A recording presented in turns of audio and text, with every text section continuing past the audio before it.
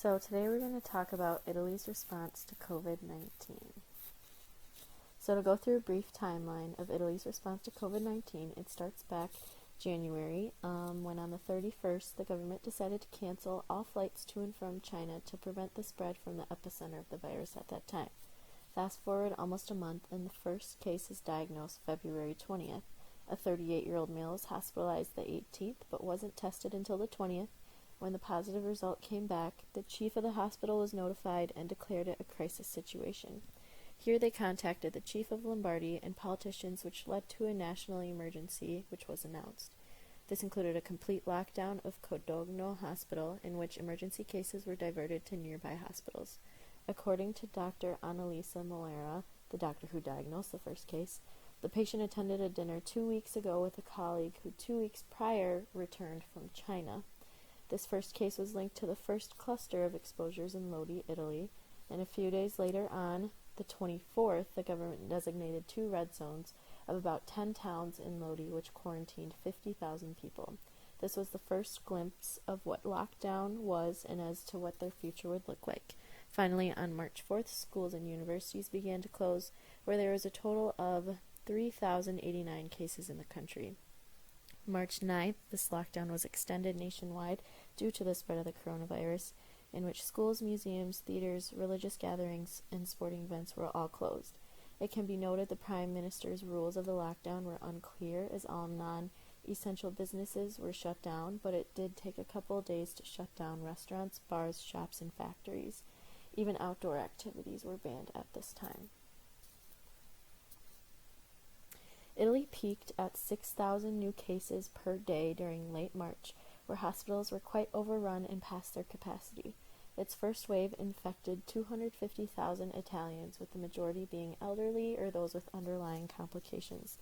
It was so bad that the Italian military had to drive bodies from Bergamo to surrounding provinces due to full morgues, as well as oxygen had to be piped into hospitals overrun with COVID patients because they were running out of tanks and rooms for patients. So as far as the government's response to the first wave, it was generally a complete lockdown. As stated previously, pretty much the whole country was under lockdown except those who were designated as essential healthcare workers or just other essential workers throughout the country. The country became pretty desolate as people worked from home, students switched to online learning, and travel and entertainment industries were put on hold. The government's response as far as aiding businesses began with what was called the Liquidity Decree, which was put in place April 8th of 2020 that included measures to assist businesses by providing loans and tax relief. A similar program called Relaunch Decree was released in May and included measures to support healthcare, employment, and social policies. The government also aided to relieve those who lost their jobs through the Cassa Integrazione Ordinaria, which supported salary payment by the state to those suspended or reduced work during COVID. They could also apply for support checks, much like the U.S. stimulus check, where employees were entitled to a monthly 80% of their salary. This was just one of the many assistances the government provided during this time, and child allowances were also granted to those who were unemployed and needed financial assistance to support their family. This was on a per-child basis. So hospitals were very overwhelmed in Italy, and Dr. Stefano Nava himself was a victim to COVID-19 in late March and witnessed the depths of the pandemic on patients himself. He's a chief of respiratory and critical care in Bologna and witnessed patients come in with moderate symptoms that would turn quite severe in a couple days. He contracted the virus and battled the infection himself for 31 days and said that when he went to bed at night would call his attending physician and ask, "Is that bed and that ventilator still there if I need it? Will there be a spot for me in my unit?" Today he is grateful it wasn't as severe as others who contracted the virus, but is still coping with lingering effects. He claimed contracting the virus himself changes the way he practices medicine, as it gave him a real idea of human limit. At his hospital, their response was to convert all wards into coronavirus units and train personnel in other departments how to use personal protective equipment and supply oxygen to patients. Daily hours were increased anywhere from 14 to 18 hours a day with many of these healthcare workers staying away from their families once they returned home to keep them safe. This took a large mental and physical toll of many healthcare workers. So, as far as how businesses were impacted by COVID-19, some actually found more business in the beginning of the pandemic but then crashed, and others actually converted in terms of COVID reliefs to help their company cope with COVID-19. So, Francesca Mazziero, the owner of a family business in northern Italy, actually had record high sales in the beginning of the pandemic. In February, Wuhan steel manufacturing companies were closed, which led American clients to turn to other companies that once couldn't compete with China, one being Mazziero's steel manufacturing company called PBA. She could sense that this would only be short-lived as she and her employees were realizing the seriousness of the pandemic. On March 23rd, they were ordered to shut down by the government lockdown orders, which was the first time in 50 years that her machinery had fell silent. It became a battle for her to keep her company afloat. She was just one of the many companies that was trying to support her business and keep her employees safe. However, other businesses converted to COVID relief efforts. For example, production plants converted to manufacturing disinfectant gel for hospitals and healthcare organizations for the frontline healthcare workers. And they were actually producing upwards of 5 tons of disinfectant gel per week. The response to post-first wave was that they began relaxing restrictions around May 4th. This began with factories and construction sites, which allowed about 4 million people to be returning to work, and also places like parks and public transportations that had there was obviously rules for where to sit, and you had to have your mask on in these places. And then on May 18th, they began to open shops, restaurants, bars, and churches. May 25th, sports centers and gyms. And then lastly, in June, theaters and cinemas. And then in September, around either the 15th to the 25th, depending on the area you're in, they began returning to school. There was a lot of concern from teachers because Italy has an older teacher population, with more than half of primary and secondary school teachers being over the age of 50 and 17% being over the age of 60. Before returning, teachers and staff were tested, but obviously students weren't tested, and this caused concern for teachers of contracting the virus.